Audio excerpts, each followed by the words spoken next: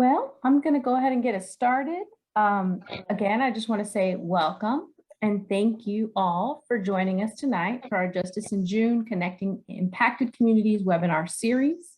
We are so grateful that you are spending this time with us. This month, we've been hosting conversations focused on community-led solutions. And I do invite you all to check out all of our Justice in June sessions that we've held. I'm going to just share this page really quickly.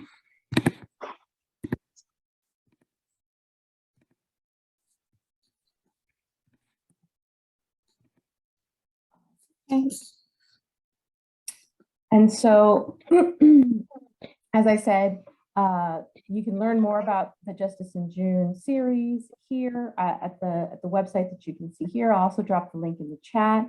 We've been speaking with environmental justice leaders, climate activists, and frontline community members who are eager to share their personal stories with you. You've heard from those on the ground fighting back against biomass. You've learned about our regional network of partners pushing for policy change. And tonight, we're going to reimagine what a healthy, prosperous economy looks like through land conservation. I will drop a link in the chat, as I said, where you can learn more.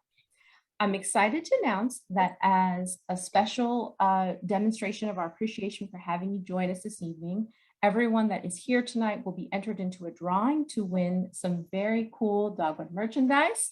We'll be giving away these lovely mugs to 5 of you, just as a thank you for being here tonight. And of course, we will notify the winners in the next week or so. And as always, if you learned something new today, if you feel moved by what you hear today, I invite you to please share our recordings and event opportunities with others who care about climate justice. We are recording this session and we plan to share the recording with all registrants. We will make space for a question and answer session at the end. The Q&A is open throughout the entire presentation, so feel free to drop any questions you may have for our hosts or panelists at any time. I'll do my best to answer questions in real time and hold some questions also for the Q&A session. The chat is visible only to hosts and panelists for security reasons, but feel free to message us in the chat. Let us know where you're calling from. We love to hear and learn more about who's on the call with us. I'll be one of your hosts. My name is Adele Alamo. I am the digital organizer for Dogwood Alliance. My pronouns are she, her, hers. And Dogwood Alliance is a 501c3 nonprofit organization. For over 25 years, Dogwood Alliance has fought threats to our forests and frontline communities. We promote forest protection as the best solution to climate change. We partner with communities across the southern US to develop economic solutions that work with and for our forests. Our mission is to advance environmental justice and climate action by mobilizing diverse voices to protect southern forests and communities from industrial logging.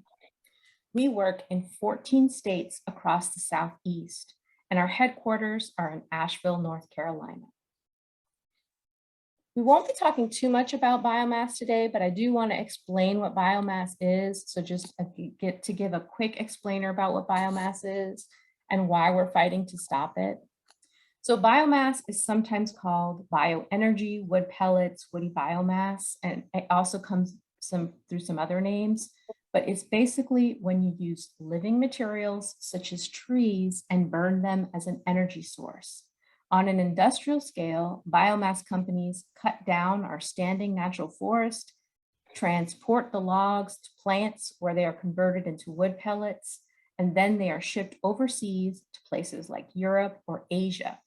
And then our forests are burned in energy plants as an alternative to coal. Some claim that this is a clean, renewable energy source because trees grow back. But biomass is not clean or green, and it actually releases more carbon into the atmosphere than coal does. Biomass plants are routinely located in the US South, specifically in under-resourced, predominantly Black and Indigenous communities. On this map, the blue dots show where biomass facilities are located, and the orange squares show environmental justice communities. Biomass plants are twice as likely to be located in environmental justice communities. And biomass plants run 24 hours a day, 7 days a week. Local residents never get a break from the constant noise, dust, heavy truck traffic, and pollution. People living next to pellet plants often have lower life expectancy and poorer health. For all those reasons and more, biomass is an environmental justice issue. And as you can see from this map, the history and legacy of extracting from and harming Black people in this region has gone on for centuries. This map is the historic cotton production in the US, and when you overlay it over the other map, it's very obvious to see that these regions are targeted very systematically. It's a pattern that keeps repeating, and it tells us a story of who is continuously sacrificed in the name of economic progress. But again, I don't want to take too much time talking about biomass. I do want to get to the heart of the issue, and that's the people and that's the community solutions that we're trying to build together. So tonight we are joined by the people working on the ground to organize and strategize to fight environmental injustice and pushing to change policies. So with that said, I'm going to hand it over now to our Director of Organizing and Partnership Engagement, Erniko Brown. Erniko is the Soil and Water Commissioner of Greenwood, South Carolina. She is the Environmental and Climate Justice Chair for the South Carolina NAACP State Conference, and she is the Executive Director and founder of the nonprofit OURS, which stands for Organized Uplifting Resources and Strategies. I'm going to hand it over to Erniko. Please take it away. Thank you, Adele. Good evening, everybody. It is indeed a pleasure to be before you once again. This is the last installment, but the best installment, because we have people who have been working diligently on the ground, doing the work in communities, and not just something around for the last decade. These are people who have been down on the ground for many years, who have faced the climate injustices that we see nowadays in our presence, and to even be in a space with people like Chief Parr, who is here, and Reverend Leo, is a pleasure. These are people who have seen the problems and they have created solutions to sustain communities. And so we're here with them this evening, and I really just want to take time to introduce Reverend Leo. He is considered the environmental justice pastor. And we also have Chief Parr, who is making a difference down in the Britons Neck community. And these are two individuals who work together to really shed light on the possibility of things to come in South Carolina if you, number one, believe and diligently seek out solutions for your community. So before Reverend Leo and Chief Parr come before you, we're actually going to screen a piece that was done about the community down there in Britons Neck. So Adele, if you have that piece up, again, we'll screen that piece, and then we'll come back and we'll first talk with Reverend Leo, and then we'll have Chief Parr from the PD Indian Tribe community.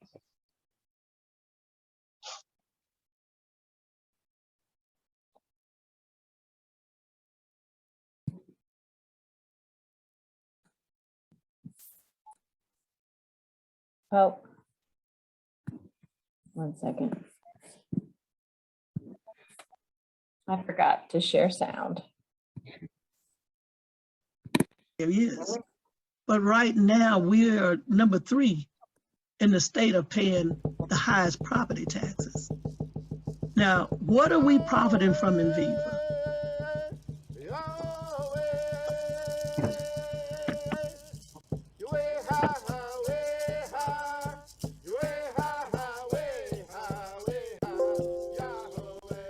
When we transform our thinking and invest in the restoration and protection of forests and wetlands, we can drive business innovation and create new opportunities for rural communities.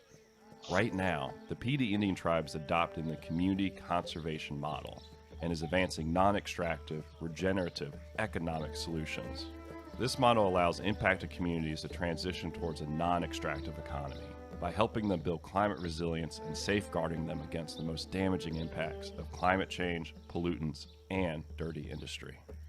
The PD Indians is finally found home. This is PD land.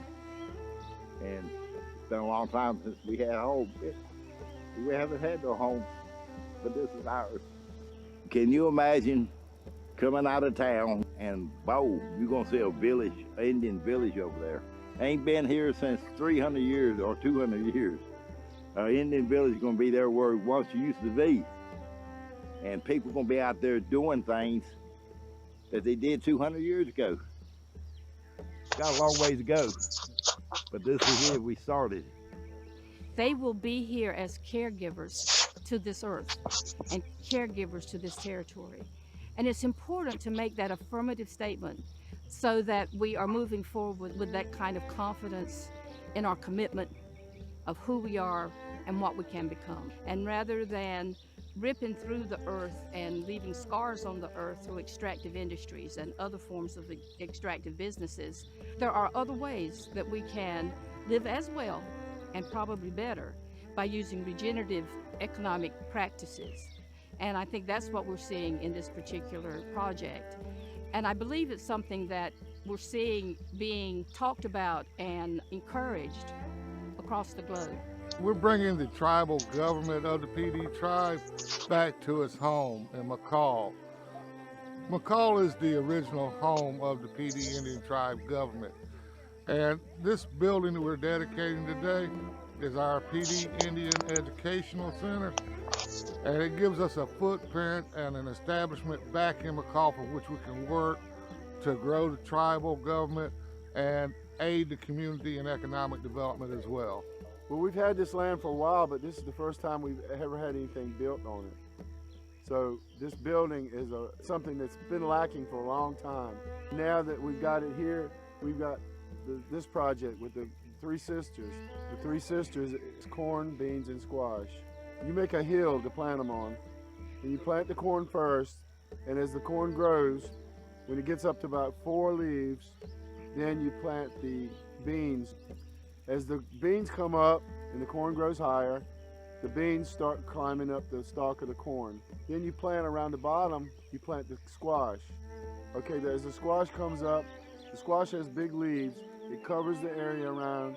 It keeps grass from being as bad, and it keeps the moisture in there.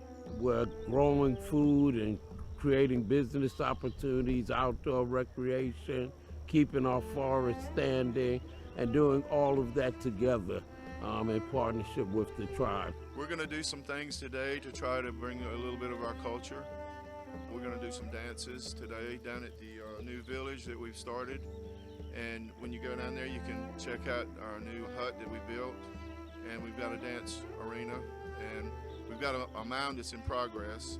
And then on the other side, next to the wetlands, you can see the new boardwalk that we've started, which eventually will go out into the wetlands. And come January, we're going to start a new phase with the language. All our people hopefully will be able to learn our language again. We decided to try to reproduce a Mississippian era village, which was an 800-year period from approximately the year 800 to 1600. And it's categorized by platform mound and maize agriculture and specific pottery styles. We decided to build the mound to reflect that. These were also built near water, and we have a cypress lake here. And we want to expose our own tribal citizens to the traditional culture, and we want to share that with the outside community to give them an opportunity to come here and see what we do. The lodge is key. It's the most central aspect to indigenous cultures because it's the one thing that really cements us to each other and to where we are. It represents a lot of different things. When we're in there, it's you're not on the earth anymore, really, but you're in the whole universe. You're in that place of creation. We also want to have tourists come and learn about our culture. We plan to have workshops set up for people to learn all kinds of things about us: pottery making, basketry, arrow making, bows, just you name it. We hope to cover all the aspects of our culture. The Indians have always been a steward of the land. The conservation of the woods, the wildlife, that is just such an integral part of our culture. If you can't separate the Indians from the woods and the culture and the wildlife. Let's work with nature because nature will take care of us. Basically, these projects just help PD Indian tribe, but it's going to help the counties, the communities, and everybody around them. Because projects like this will bring visitors to the area that will really enjoy the culture. They will come to recreate. They will come to hike. They will go to the PD River to kayak. Generate an economy that is based in ecological restoration, community protection, and justice, which is essential for us to really move forward. Community-based solutions like this is alternative to not extractive economy, which what I want to say is working with nature, not against it. The PD tribe with this land is choosing to protect it instead of exploit it for profits. This is really critical in a region where the rate and scale of industrial logging is 4 times that of South American rainforest. So the PD tribe is showing tremendous leadership, helping us to reimagine what our relationship with the land could look like and how we could coexist with nature in a way that is better for our communities and is better for the economy of the community here. So by establishing this beautiful piece of land as a cultural center and as a place where people can come and enjoy nature and experience outdoor recreation, they're actually leading the way in this region and helping to identify an opportunity for transforming the economy to one that can actually coexist with standing forests. And what's really critical about this piece of land is that there's a big swath of wetland forest on the edge of it. And our wetland forests are so critical at this moment in time for things like natural flood control at a time when our communities are experiencing some of the worst impacts of flooding. They're critical for providing clean drinking water for millions of people who live in this watershed. And so their value left standing is way more valuable than when they're logged. So for the PD tribe to be doing this project at this moment in time is really sending a signal out to the rest of the world that we can relate to the natural world in a different way. You know, bottom line, in order to have a future for our children, grandchildren, great-grandchildren, we must reestablish our relationship with our environment and with the earth. The devastation is being done to our ecosystems, biodiversity as the climate crisis increases. We're seeing more inland flooding, we're seeing more hurricanes, more tornadoes, and so we have to restore what's being destroyed also by clear cutting and logging. People who live in communities like the PD Indian tribe know the problems, know the solutions, and what really is needed is what we saw today. People outside of the community providing the support and the resources necessary for communities to come up with solutions. We are forgetting that we are all connected and that we are all one. Therefore, we need to start changing the deeply rooted social, political, and economic system that continues these patterns of racial, environmental, and habitat injustice. By listening to the more affected, our land, our ecosystems, and our communities. Congressman Rice just this week had ordered a flag to fly over the Capitol in D.C. in honor of the PD Indians. Trying to thank you people for what y'all done for this PD Indian tribe is overwhelming. We thank y'all to the bottom of our heart, because we have moved up above water. We can breathe now. I'm not going to live that long to see everything done, but my kids will, and their kids will. I'm proud of our people. I'm proud of people that cares enough about us to say, hey, we'll help you. We do not inherit this earth from our ancestors. We borrow it from our children's. It is time to transform the forest economy across the rural coastal plain of the South to one that creates greater economic equity and builds climate resiliency within our vulnerable communities.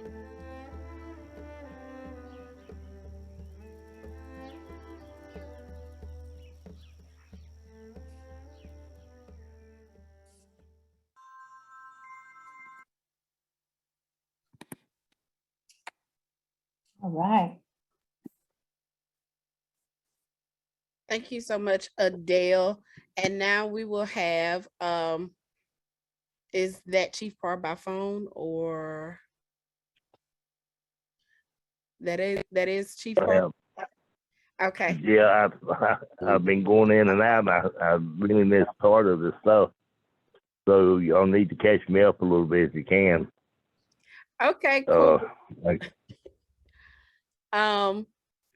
So what we did, Chief Parr, was just do the screening of the piece that was done down in the PD Tribe region. yes, ma'am. We're getting ready to just talk about it and talk through like the things that you guys have experienced as far as flooding and your community-led solutions and building up the PD Tribe Educational Center and how you guys have basically created solutions for yourselves within your community. Okay.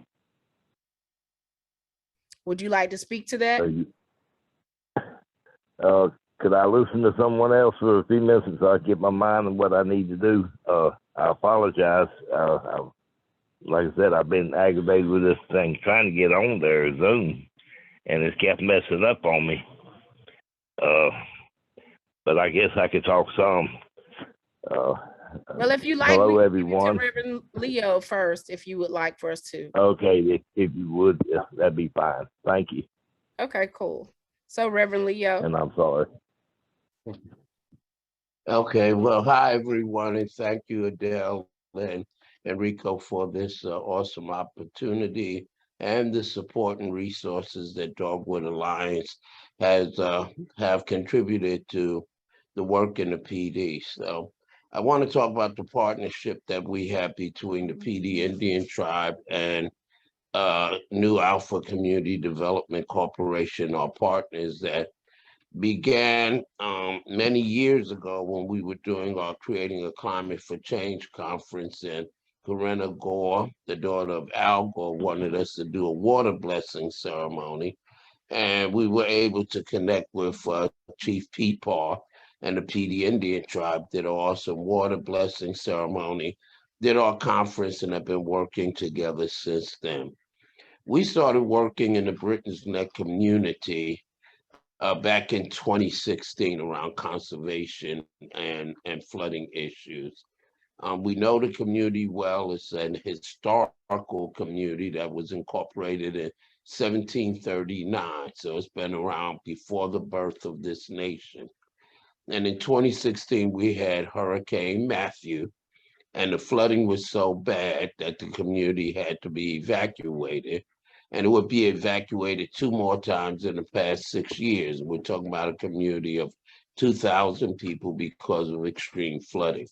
So in 2016, we thought about the people who are elderly, the people who are low income, who generally cannot afford to connect to the rural water supply and get their water from wells.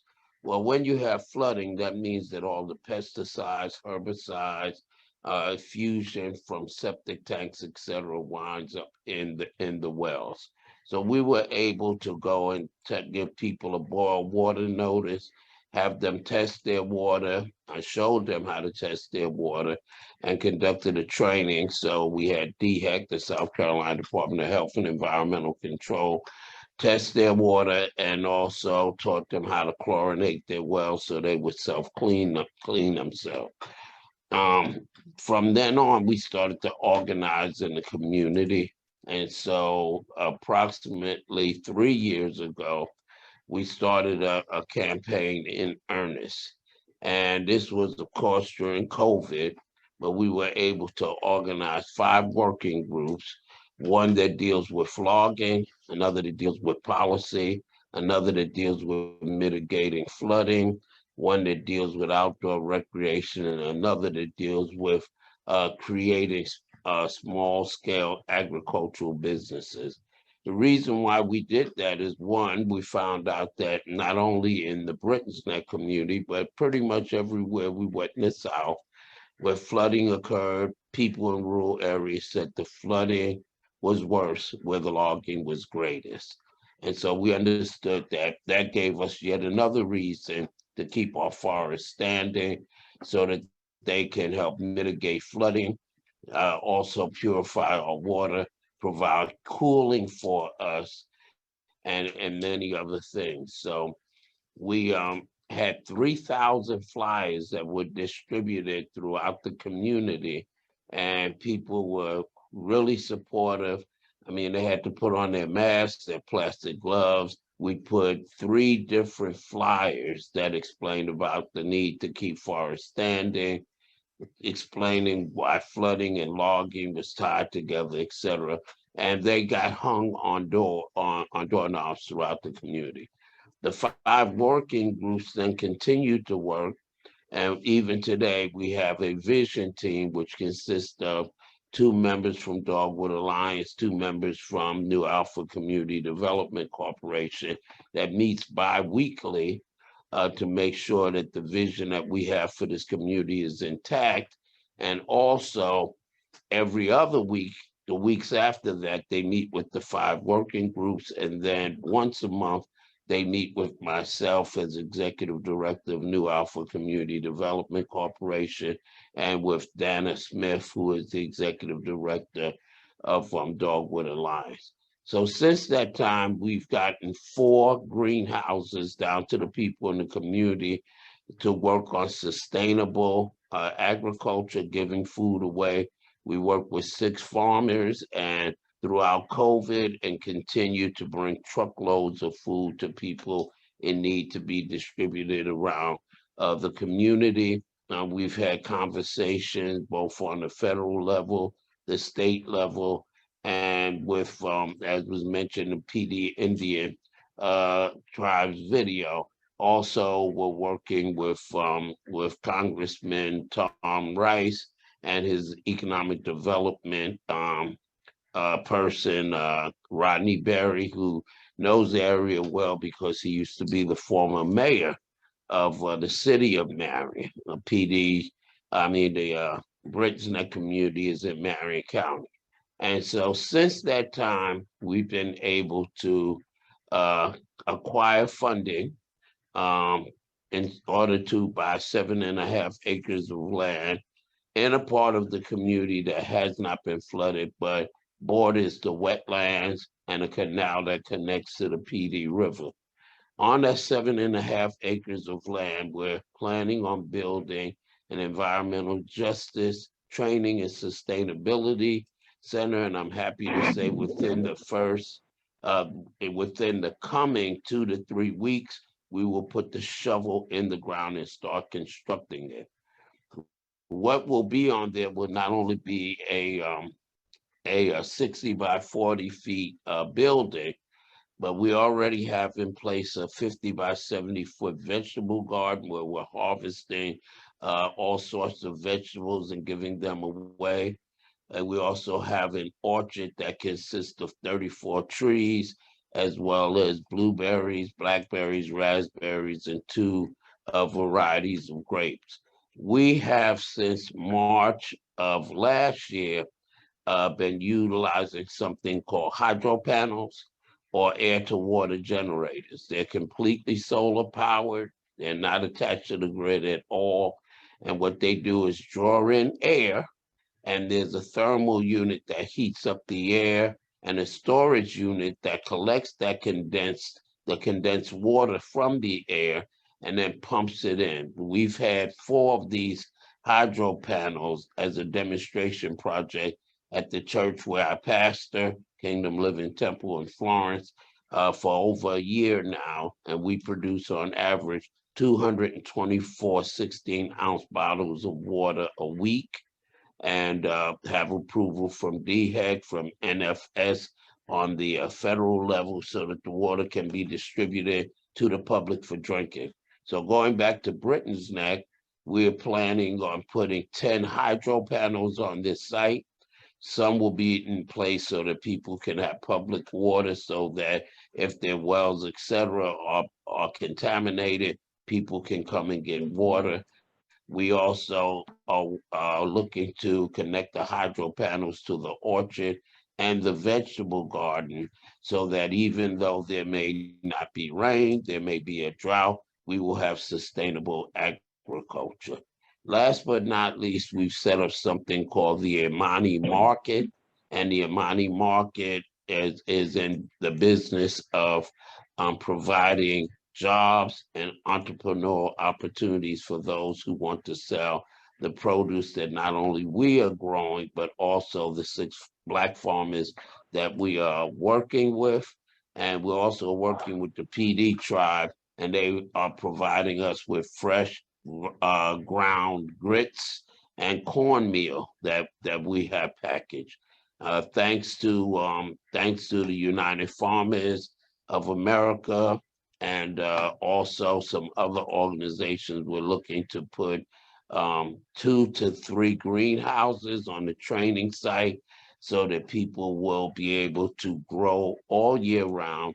And thanks to U.S. Climate Action Network and 2 years of funding from them, we'll be also able to train people how to grow food in small spaces, including apartments. We did a demonstration project where we grew 240 tulips in a month in a space that's about 8 by 5 feet. And so we're looking forward to continuing to work on mitigating the flooding. We're getting ready to work with some engineers earlier this year with the support of the National Wildlife Federation and the South Carolina Wildlife Federation, working with the 94 churches of the African Methodist Episcopal Church Young People Department and the South Carolina State University. We were able to plant 1,000 trees along the path where the flooding begins and where it is at its worst.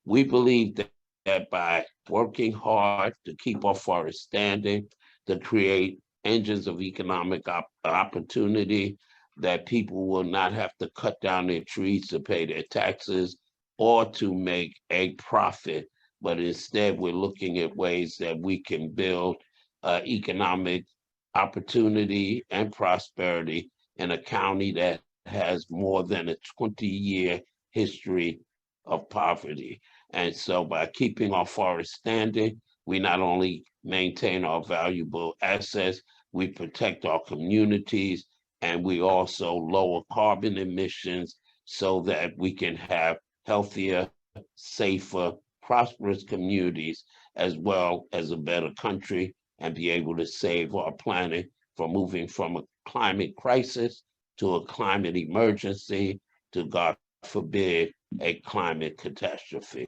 So we're very happy to work with Dogwood Alliance, the PD Indian Tribe, and so many others to find a new way to keep our forests standing and to keep our communities healthy and safe. Thank you so much for this opportunity. Wow, thank you so much, Reverend Leo, for that vivid explanation. Chief Parb, would you like to follow up now? I sure would, but I don't know if I could. But I'd like to thank y'all for inviting us to be on the panel. I'd like to give the honor to Reverend Leo and Dogwood Alliance for all the help they have help with this PD Indian tribe. Can y'all hear me? Yes, Can sir. you hear me? Yes, sir. Yes, we can hear you Okay. great. Okay, then.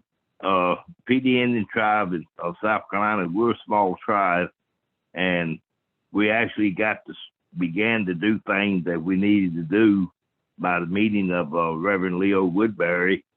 We did a water lesson for him, and seemed like that day forward, he either adopted me or I adopted him. We have worked with numerous organizations through this the last, I guess, 5 years now, and we was given 15 acres of land in McCall, South Carolina, by Dr. C.W. Love, and we had very short, little means of doing anything on the land, but by the help of there was a Lutheran church ministry out of Columbia They had 153 churches. They got together and helped us clear the land.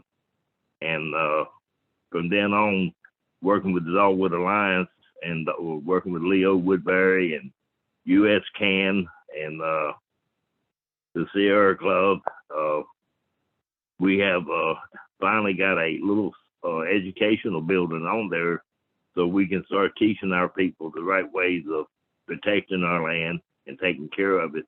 Our basically what Reverend Leo said, it goes the same way our areas was flooded. Our elders was trapped in houses that the floors were caving in, the roofs were caving, and very little help we got from outside. But through the organization that I mentioned, Dogwood Alliance and Reverend Leo Woodbury, and I like to mention Loretta Slater, Witness Foundation, they have all really been a blessing to this tribe. I'm not a well-spoken person. I don't know how to speak too much, but I'll tell you the love we have for each other has shown in the last 5 years. Never have we once left anyone behind. Anything that Reverend Leo Woodbury does, he includes the PD Indian tribe in it. And I think the same way with Dogwood Alliance. Dana Smith and Lucia Isabella, I think that's pronounced it. They have been a solely blessing to us. They've been like angels come out of the sky. They're teaching us how to provide for ourselves and how to do the work that we need to do to show our people how it is important to take care of our land. A lot of our people had woods, had big farms and big forests, but like Reverend Leo said, they had to sell a lot of the wood to keep the land. They had to sell it so they could pay the taxes. Now they're learning different ways of doing that. We're learning that the soil is very important to us, that trees is very important to us. So we fight the battle on these wood pellet plants and these bio plants, the polluting of the air and things. We stand together with them, and we're fighting to regain what we lost. We don't want to take nothing from nobody, but we don't want nobody to give us a hand up. If they do that, then we can make it. And a lot of the help through the Dogwood Alliance and through Reverend Leo Woodbury. And I have to say that because they have really stood by the PD Indian tribe. I thank the Lord for them. We are a blessed people. You know, our people have lost everything, but it's coming back a little bit at a little. We're doing the gardening. We have probably a 60 by 75 foot garden that we put in, and produce is coming out of it, and we're giving it to people. We're doing a garden that's called the Three Sisters, which we plant the corn and the bean and the squash together, and they protect each other. Things that we used to do in the old days, and we don't put no chemicals on it. We don't put no chemical fertilizer, none. We use a natural thing to grow it. We even use fish heads at times. We're also in the process of, in the 15 acres of land, Dogwood has helped us with the preserving of our culture. We're starting a living village there. We're also working with the wetlands in the back of our property there. We have some wetlands. We're building decks and walkways to get out there and see the nature of things and let people know how important it is for the wetlands to be there. The wetland takes care of a lot of things that people don't realize. In the floods, the wetland takes that water. If the wetlands wasn't there, the water would just keep going, destroying the homes and everything else. And like he said, most of our people is in the rural areas, so they use septic tanks, and when the floods come, it takes all type of disease into that out of that septic tank into our drinking water. So by and all, I have to say, Miss Odell, I think I'm pronouncing your name right. If I'm not, I'm sorry. Through the help of Dogwood Alliance, the help of Reverend Leo Woodbury and Loretta Slater, and there's U.S. Can and many in the Lutheran Church and the city of McCall and the representatives and the congressmen, we're finally growing. We're not where we need to be, want to be. We're at a place that we can continue to go strong, and I want to thank everyone for that. Thank you so much, Chief Parr, for further detailing the things that you guys have been doing down there. And we here at Dogwood, we appreciate you guys more than you know. It is definitely a pleasure to be here with you both today, and realizing how our partnerships together have built this beautiful thing down for the PD tribe. And we definitely find it not robbery to continue a long-standing relationship with you guys and do as much as we can to support you there in that community and across South Carolina and the other 14 states that we serve. And we really wanted to highlight this, highlight the PD tribe and the Britons Neck community today, because we are about justice. And justice isn't just in the streets. Justice is taking care of home. Justice is creating solutions within your community and utilizing your community to build your community. And so this is an example of what is possible and what's to come in communities that we serve, so that we're not always looking at extractive things, but creating non-extractive ways, finding solutions for people in their communities and supporting them in this way, as opposed to cutting down trees that mitigate flooding for individuals. Because if you take away the trees, then you take away our oxygen. So we're essentially killing ourselves in the process. But if we keep the trees and if we keep the people supporting their communities, then we build the economy. And that's regenerative as opposed to it being extractive. And that's what we're all about here at Dogwood. Our justice is building community with community and being with community through the entire process and supporting them with their community-led solutions. Adele, I'll turn it over to you. I don't know if we have any questions. We do so far. Mr. Adele? Yes, Chief Parr.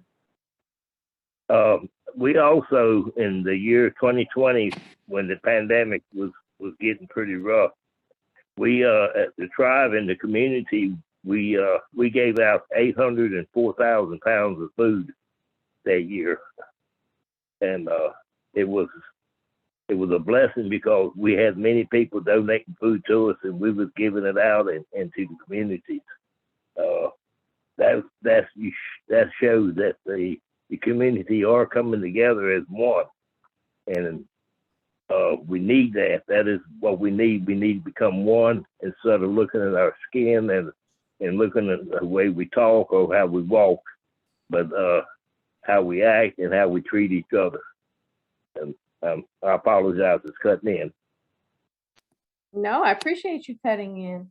I just want to say so much about what I love about the work that both of you are doing in your communities is that, to me, it is the epitome of climate justice, because you are both working towards land sovereignty, water sovereignty, clean water sovereignty, and food sovereignty.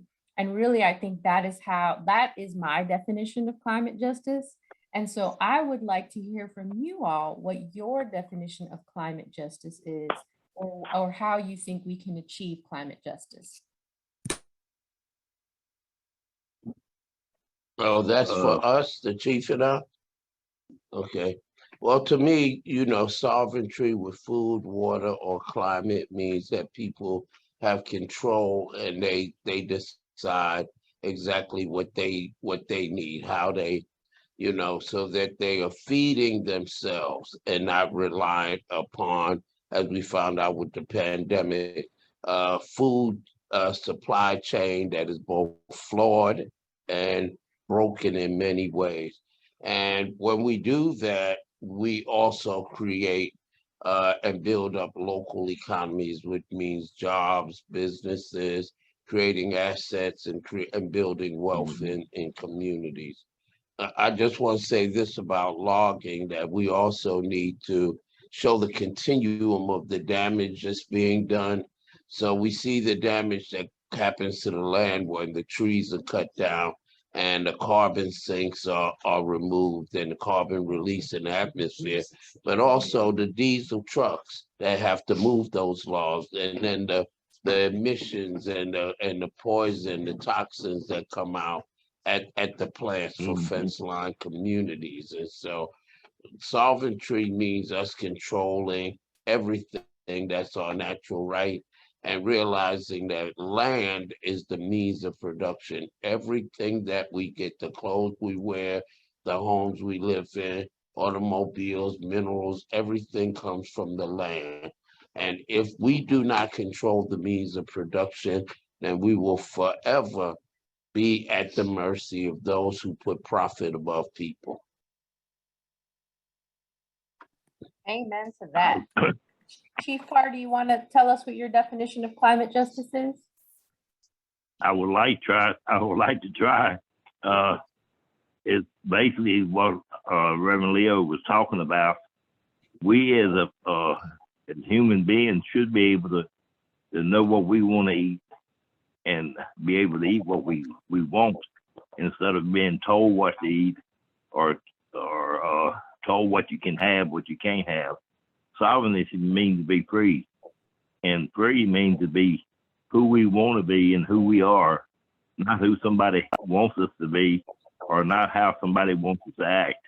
And I'm saying that not out of act like you're foolish, but I'm talking about being a caring person for each other. As I said before, we have to learn to live with each other. We have to learn to take care of each other. You know, in the Word of God, it says, Cain asked the Lord, was he his brother's keeper? We are our brother's keeper. We have brothers that are unable to take care of themselves or sisters, and we need to do that for. As far as the woodlands, you know, when they take the woods down, where do the animals go? The deer and the raccoon and the squirrels and the possums, the bobcats, they go into your yards, they go into your garden, they destroy things. So we're not just damaging or damaging ourselves or in our land, but we're taking away from another life. We're taking that's their land, that's their home, the woods, and we're destroying that. And I think sovereignty means that we need to be able to control our lives and how we live and how we want to live, according to where we're equal to one another, not that we're better or we're worse than someone else.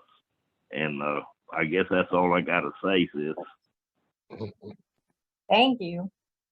Ernico, do you want to answer that too? No, I definitely want to, give this time because we're running short on it to our panelists. Okay. So one more question. If you could talk to the wood pellet companies about the negative impacts that they are having on your communities, what would you like them to know?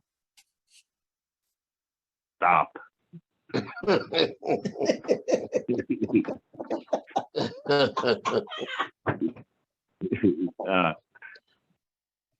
Yeah, stop. I would like to go ahead. I'm sorry. No, you go ahead. You started. Go ahead. No, I would like for them to stop and realize the damage they're doing over greed. I could understand someone cutting a tree down to build a house or build a walkway or build something that is usable. But the cut something down that burn away into the air to destroy our air, our atmosphere, for greed, I think they need to stop and rethink, regroup. Absolutely. That's what I thought. Stop as well. And I was thinking of my favorite quote from Gandhi, who is Dr. King's hero, where Gandhi said, "The earth has enough for everyone's needs, but not enough for everybody's greed."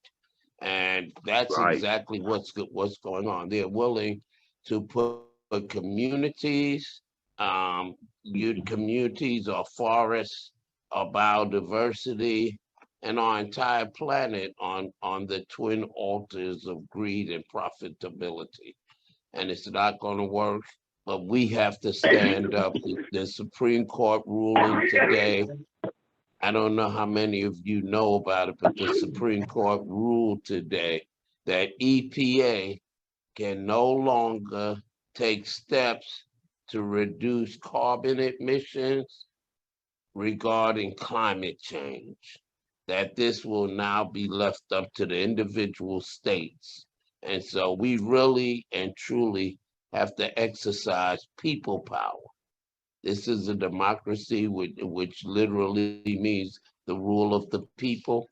And as long as we're letting corporations like Enviva and Drax, letting them set the standards of what decent human life and a clean planet is that can sustain all of us, as long as we remain quiet, we're going to continue to see the devastation not only continue, but increase and threaten the very existence of our planet and civilization as we know it, but the very existence of human beings.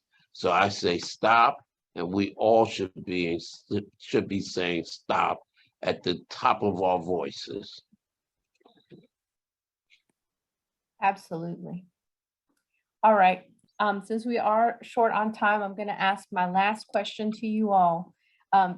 This work can feel very heavy, fighting against these corporations that only care about profits and put profits over people. So my question to you both is, where do you find hope, and how do you find hope in this work?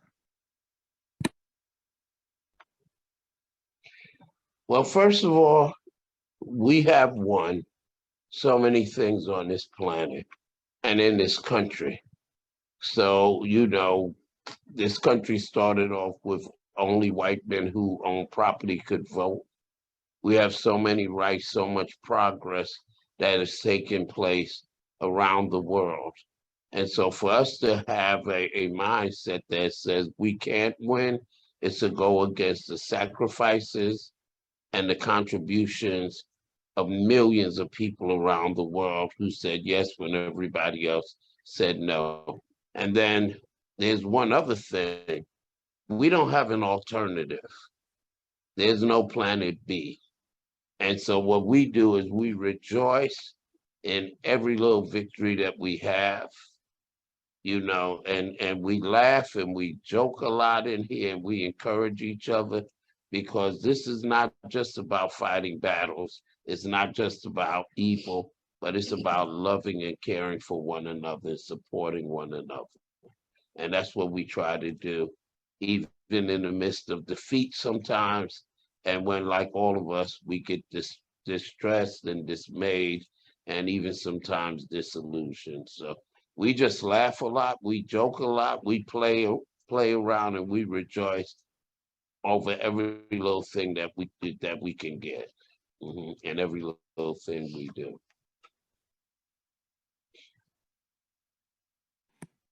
Chief, you want to jump in and answer as well?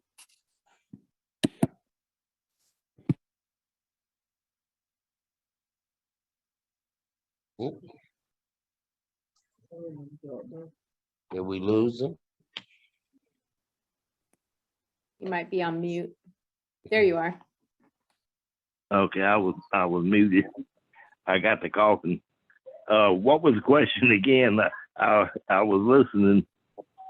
Where do you find hope, considering that this work can be very heavy and tiresome at times, where are you finding hope? Hope is in the people. Without the people, we don't have no hope.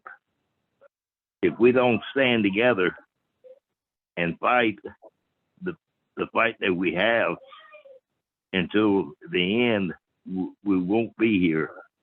As Reverend Leo said, that we don't have a planet B or C. So our hope is that each and every individual will begin to see the damage that is happening to our Earth. Mother Earth can't take much more. Or let me put it this way, Mother Earth ain't gonna take no more. Ain't gonna take it. You look at the way the storms are going, the tornadoes, the hurricanes. How much longer can we last? If we don't unite together and see the goal for all people, regardless of color, shade, or what, then we lost.